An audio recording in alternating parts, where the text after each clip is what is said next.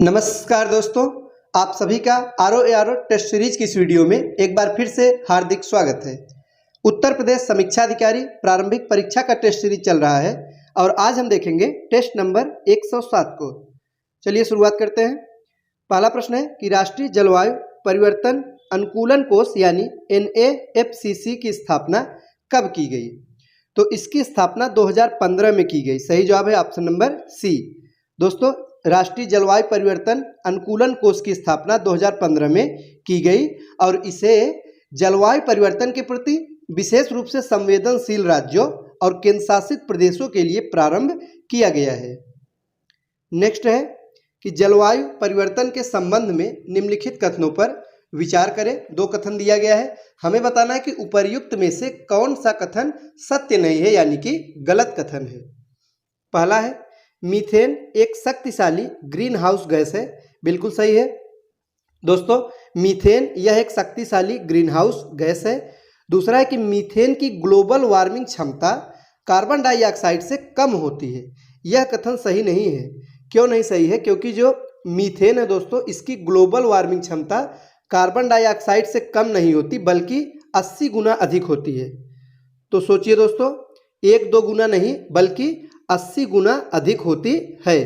तो global warming में जो मीथेन गैस है इसका योगदान 25% से भी अधिक है। तो इस प्रकार से हम ये कह सकते हैं कि कार्बन डाइऑक्साइड की तुलना में मीथेन की जो ग्लोबल वार्मिंग क्षमता है वो कहीं ज़्यादा है। तो इस प्रकार से यह एक शक्तिशाली ग्रीन हाउस गैस है। तो दूसरा वाला कथन गलत है, पहला सही है। तो सही जवाब कौन सा होगा? ऑप्शन नंबर बी यानी केवल 2। तो दूसरा वाला गलत है।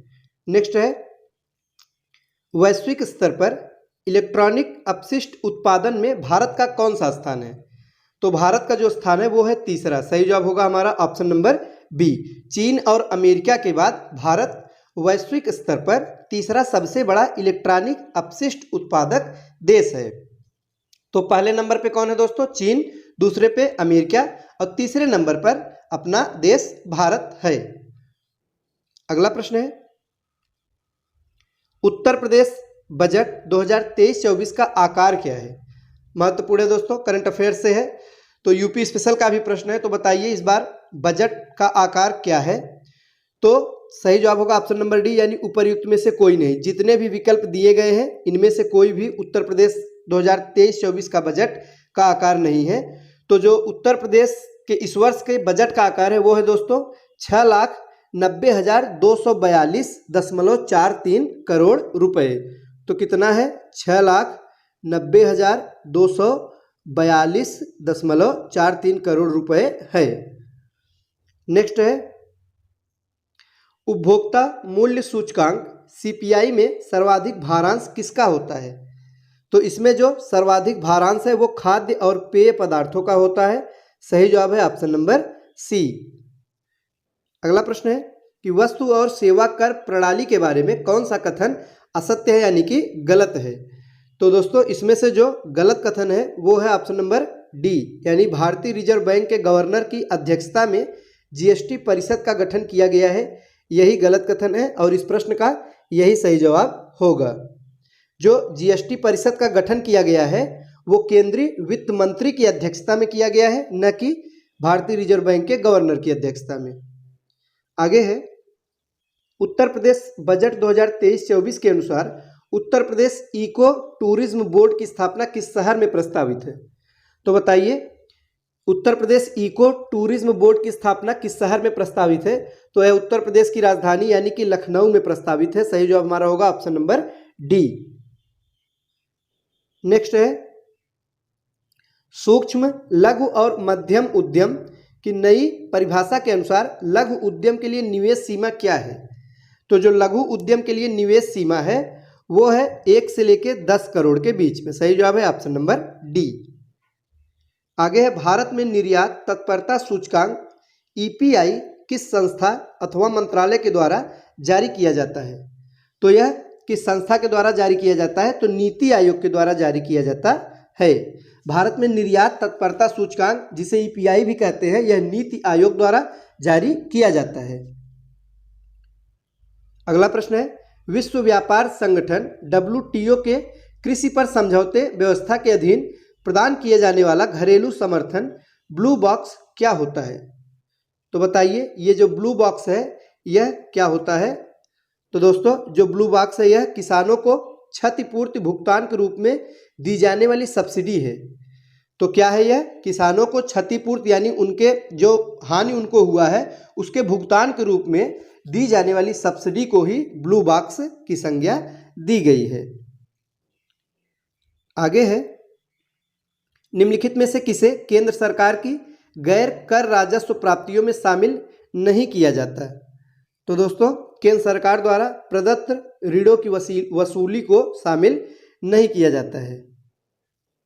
नेक्स्ट है कि सार्वजनिक क्षेत्रक बैंकों की गैर निष्पादित परिसंपत्तियों जिसे एनपीए कहते हैं से निपटने के लिए सरकार द्वारा अपनाई गई 4R रणनीति में कौन सा शामिल नहीं है?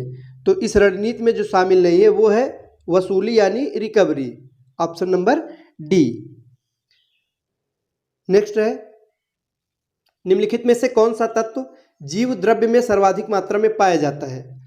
तो बताइए जीव द्रव्य में सर्वाधिक मात्रा में कौन सा तत्व पाया जाता है? तो ऑक्सीजन पाया जाता है। कौन सा तत्व पाया जाता है? ऑक्सीजन पाया जाता है।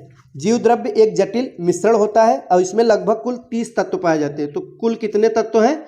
लगभग 30 हैं और जिनमें ऑक्सीजन सर्वाधिक मात्रा में पाया जाता है।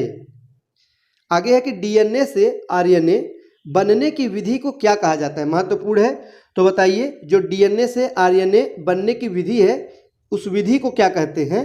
तो उसे कहते हैं ट्रांसक्रिप्शन कहा जाता है। 2 कथन दिया गया है, तो आइए देखते हैं। कथन पहला है कि जीवाणुओं को पादप जगत में रखा जाता है। दूसरा कथन है जीवाणुओं में कोशा भित्ति का अभाव रहता है, यानी कोशिका भित्ति का अभाव रहता है।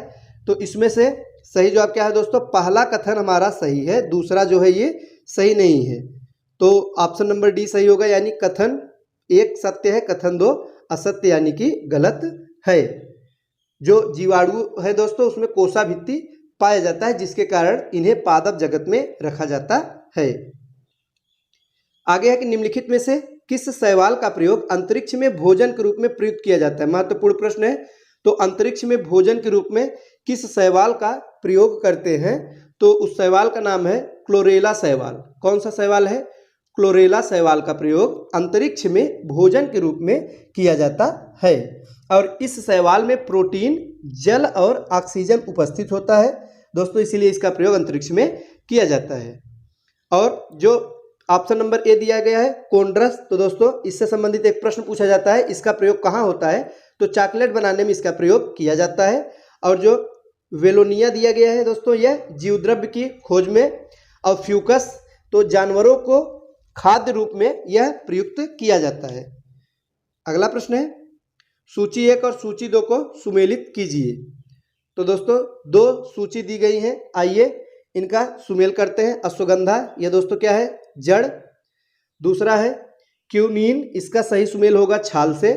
तीसरा है एफेड्रा, इसका सही सुमेल तने से होगा और तुलसी पत्ती से होगा। तो इस प्रकार से इस प्रश्न का जो सही जवाब होगा वो होगा ऑप्शन नंबर सी। अगला प्रश्न है रुधिर एवं कोशिकाओं के बीच रासायनिक आदान प्रदान किसके माध्यम से होता है? तो दोस्तों किसके माध्यम से होता है? तो ऊतक द्रव्य के माध्यम से होता है। किसके माध्यम से? ऊतक द्रव्य के माध्यम से रुधिर एवं कोशिकाओं के बीच में रासायनिक आदान प्रदान होता है। नेक्स्ट है कथन और कारण दिया गया है, आइए देखते हैं। कथन है कि अस्थि का मैट्रिक्स कार्बनिक तथा अकार्बनिक पदार्थों का बना होता है। कारण है कि अकार्बनिक अंश में मुख्यतः कैल्शियम तथा मैग्नीशियम के फास्फेट लवण होते हैं। तो कौन सा सही है दोस्तों? कथन भी बिल्कुल सही है, कारण सही है, किंतु कारण कथन की सही व्याख्या नहीं करता है। तो हमारा सही जवाब होगा option number B. A R दोनों सही है, आर ए की सही व्याख्या नहीं करता है। अगला प्रश्न है कि सूची 1 और सूची 2 को सुमेलित कीजिए। इसमें भी दोस्तों सुमेल करना है, तो आइए देखते हैं।